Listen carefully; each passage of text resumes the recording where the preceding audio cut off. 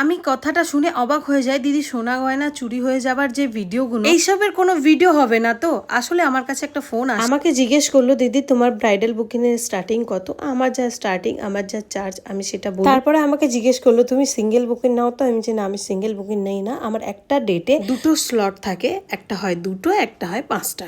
তো বললো ঠিক আছে দিদি, আমি দুটোর স্লটটা নেব। তারপরে না আমাকে অনেকগুলো কোয়েশ্চেন করলো। কিছু কোয়েশ্চেনের মধ্যে এটা অবাক করা ছিল, বলছে জানো তো এখন সোশ্যাল মিডিয়াতে যেগুলো দেখি প্রচুর পরিমাণে ভাইরাল ব্রাইড অনেক দেরি করে আসছে, ব্রাইডের জন্য এই হলো, ফার্স্ট ব্রাইডের জন্য এই। আমি দুটোর জায়গায় 3টে আমার বেজে যেতেই পারে, যেহেতু অনেকগুলো নিয়ম থাকে।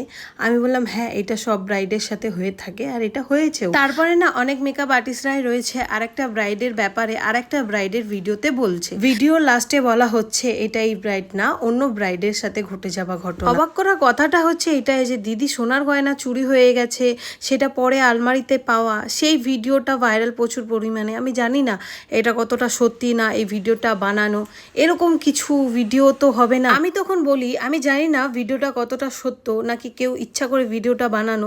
এখন তো মানুষ ভাইরালের জন্য অনেক কিছু, একদিকে দেখতে গেলে ভিডিওটা কিন্তু বানানো একটা সেফটি, একটা এটা তো প্রুফও হতে পারে, তাই না? আমি ভাবিনি এই প্রশ্নটা আমাকেও করা হবে এই ভিডিওটার জন্যে। তো যাই হোক, এইটা হচ্ছে আমার ব্রাইডের ফাইনাল লুক। অবশ্যই কমেন্ট করে জানিও কেমন লাগলো। আর তোমাদের স্পেশাল দিনটাকে আরও স্পেশাল করার জন্য ঝটপট বুক করো আমাকে।